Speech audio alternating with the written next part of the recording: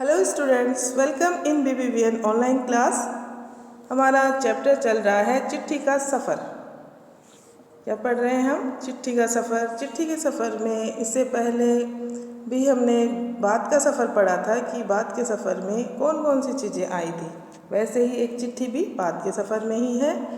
तो हमने इसमें देखा किस तरह से एड्रेस हम लिखते हैं चिट्ठी पे, लिफाफे पे या पोस्ट कार्ड पे, और वहाँ पे अगर सब कुछ चीज़ें सेम होती है, मान लीजिए शहर या गांव का नाम, व्यक्ति का नाम, बहुत सी चीज़ें ऐसी सेम हो सकती हैं, लेकिन उनको अलग करने के लिए हम किसका इस्तेमाल करते हैं? पिन कोड का।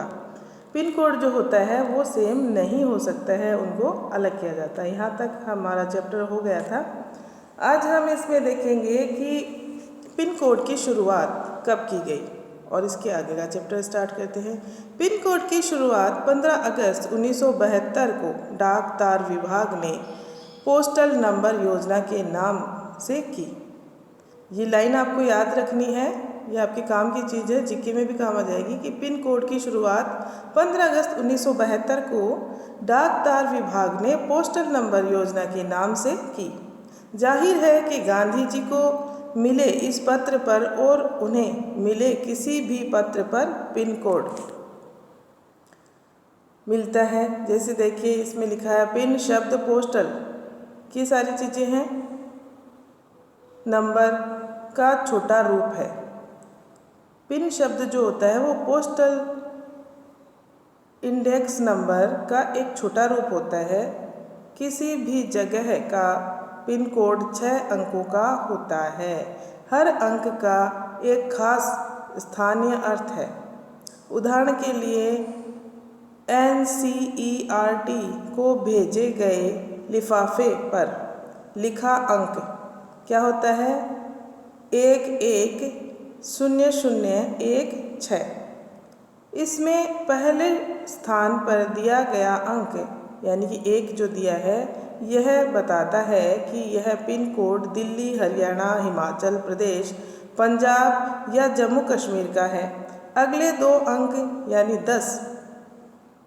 10 आ रहा है अगला 10, यह तय करते हैं कि यह दिल्ली राष्ट्रीय राजधानी क्षेत्र के उप क्षेत्र दिल्ली का कोड है। उसके क्षेत्र के भी उप क्षेत्र कहाँ का है? दिल्ली का कोड है। अगले 3 अंक यानी 016 दिल्ली उप क्षेत्र का ऐसे डाकघर का कोड है जहाँ से डाक बांटी जाती है। अर्थात सभी जो नंबर दिए हुए हैं उनका कुछ न कुछ अर्थ है। ओके, अब देखते हैं। अब तुम्हारा स्कूल जहाँ पर है इस इलाके के का पिन कोड पता करो और अपने घर के इलाके का पिन कोड नंबर भी पता करो। तो स्कूल और घर हमारा एक जगह ही है, लक्ष्मणगढ़ में। यहाँ पिन कोड आपको पता करना है। पिन कोड की जानकारी डाकघर के से प्राप्त की जा सकती है।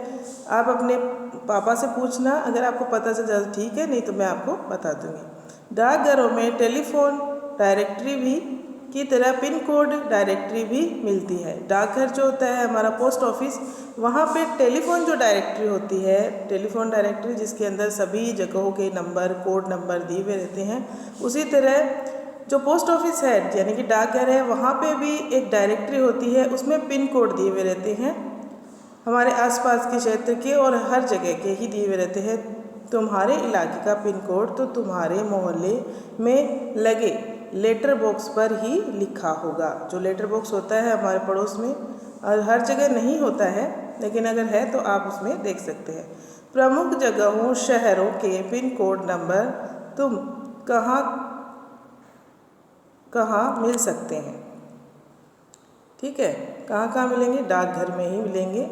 जो पिन कोड की सूची की जो लिस्ट होती है उसी में मिलेंगे। ओके, देखिए आगे देखिए। का इस्तेमाल नहीं किया गया था। यहाँ पे हम पढ़ रहे थे, बीच में हमने ये पढ़ा है कि पत्र पर पिन कोड, जो गांधी जी को पत्र भेजा गया है उस पर पिन कोड का इस्तेमाल नहीं किया गया है। सिर्फ फर्क पिन कोड का ही नहीं है, समय के साथ डाक सेवाओं में निरंतर बदलाव और विकास होता रहा है। वहाँ पे नहीं किया गया है, लेकिन आज पिन कोड का इस्तेमाल किया जाता है, तभी हम अपने सही स्थान पे पहुंच सकते हैं या हमारा पत्र जो है वो सही स्थान पे पहुंच सकता है। समय के साथ डाक सेवाओं में निरंतर बदलाव यानी कि लगातार उनमें परिवर्तन होता रहा है।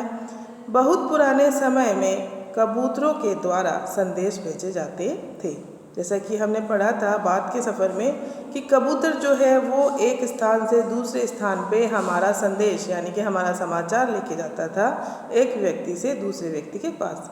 जब संदेशवाहक कबूतरों की बात हो रही है तो उन इंसानों की बात कैसे न हो जो ऐसे समय से डाक पहुंचाने का काम करते रहे जब संचार और परिवहन के साधन बेहद सीमित थे।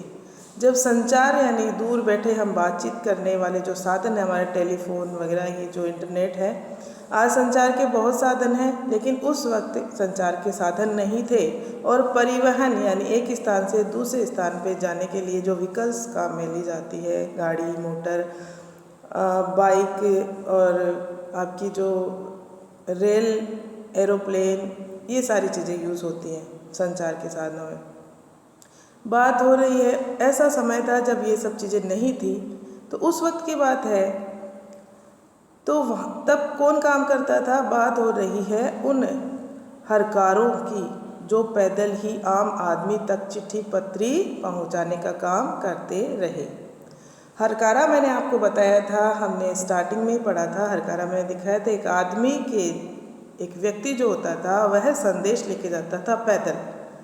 फिर बाद में वह कभी ऊँट पे भी जाता था, घोड़े पे भी जाता था, और जब गाड़ी चली, बस चली, तो वो बस में भी बैठ के जाता था।